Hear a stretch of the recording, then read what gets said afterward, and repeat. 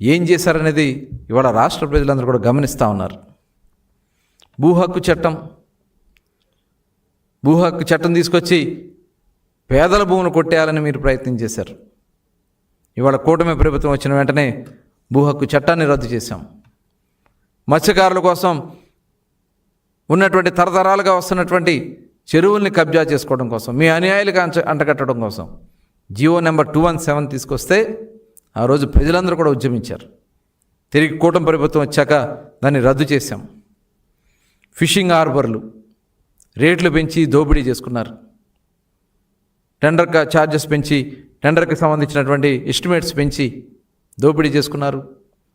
పోర్ట్స్ని ఇవాళ మీరు చేసినటువంటి విధానంలో మరి గంగవరం పోర్ట్ని కారు చౌకగా ఆ రోజున అమ్మేసినటువంటి విషయాన్ని, రాష్ట్ర షేర్ని అమ్మేసినటువంటి విషయాన్ని మీ నాయకులు కళ్ళు కనపడతలేదా?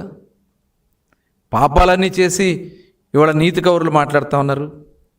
రైల్వే జోన్, ఈ రాష్ట్రానికి రైల్వే జోన్ 5 సంవత్సరాలు అటకెక్కిచ్చారే. ఇవాళ మళ్ళీ మరి మీరు చేసినటువంటి కార్యక్రమాలు మీ కళ్ళ ముందు కనబడతలేదా? గంజాయి, డ్రగ్స్, అలాగే కల్తీ మద్యం, గవర్నమెంట్ షాపుల పేరుతో మీరు చేసినటువంటి దోపిడీ, ఇవాళ ఇవన్నీ కూడా ప్రజలు మర్చిపోతారా? హౌసింగ్, ఆవు భూములు, మడ భూములు, పనికిరాని భూములు మీ అన్యాయాలతో కొనిపించి ప్రభుత్వం చేత అదనపు డబ్బులు ఇప్పించి మీరు చేసినటువంటి దోపిడీ ఇంకా ప్రజలు మర్చిపోతారనుకుంటున్నారా? ఎయిడెడ్ స్కూల్స్ రోడ్డును పాలు చేశారే, చాలామంది విద్యార్థుల్ని, అనేక మంది టీచర్స్ని రోడ్డు పాలు చేశారే. ఇవన్నీ కూడా ఎవరు మర్చిపోలేరు. మీ క్రిమినల్ మెంటాలిటీ ఇవాళ రాష్ట్ర ప్రజలందరూ కూడా రాష్ట్రాన్ని సర్వనాశనం చేశారు. జగన్మోహన్ రెడ్డి ఒక క్రిమినల్ నైజం ఉన్నటువంటి వ్యక్తి. మరి ఈరోజు మనం అందరూ కూడా ఒకసారి చూస్తే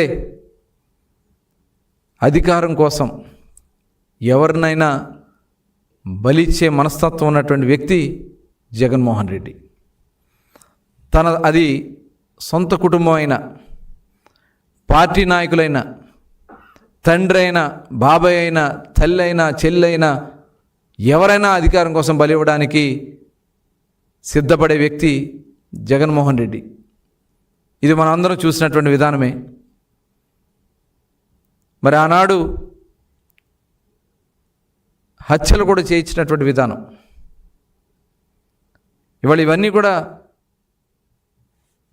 ప్రజలు మర్చిపోతారనుకుంటా ఉన్నారా?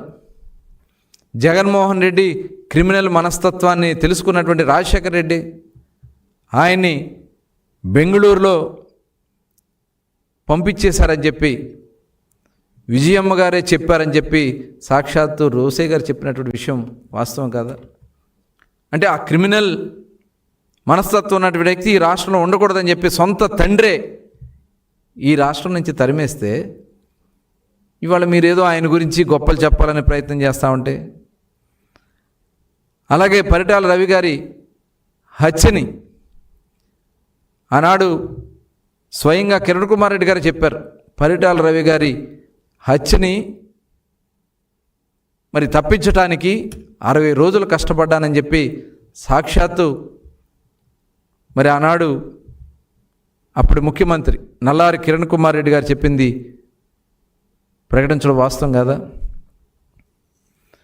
పరిటాల రవిని హత్య చేసేందుకు మంగళకృష్ణకి 5 లక్షల రూపాయలు అందించారని చెప్పి ఆనాటి మంత్రివర్గంలో ఉన్నటువంటి సభ్యుడైనటువంటి రవీంద్రారెడ్డి గారు చెప్పింది స్వయంగా వాస్తవం కాదా? అది ఇదంతా క్రిమినల్ మైండ్ కాదా జగన్మోహన్ రెడ్డిది? బాబాయ్ హత్య చేసి హత్య వెనక సొంత చెల్లెలు షర్మిల, సునీతమ్మ, జగన్మోహన్ రెడ్డి పాత్ర ఉందని చెప్పి సొంత చెల్లెళ్ళే చెప్పారంటే ఇది వాస్తవం కాదా? మరి సానుభూతి కోసం ఎలక్షన్స్లో సానుభూతి పొందడానికి కోడికత్తి డ్రామా, గులకరాళ్ళ డ్రామా, ఇలాంటి ఒక దుర్మార్గమైనటువంటి ఆలోచన వ్యక్తి ఉన్నటువంటి వ్యక్తి జగన్మోహన్ రెడ్డి కాదా? సొంత చెల్లి షర్మిలమ్మనే వైఎస్ రాజశేఖర రెడ్డికి పుట్టలేదని చెప్పి మాట్లాడినటువంటి మాటలు, వాళ్ళ బ్యాచ్ మాట్లాడినటువంటి మాటలు, ఇవన్నీ జగన్మోహన్ రెడ్డి గారు చేయించింది కాదా? Please subscribe to Leo news for more videos.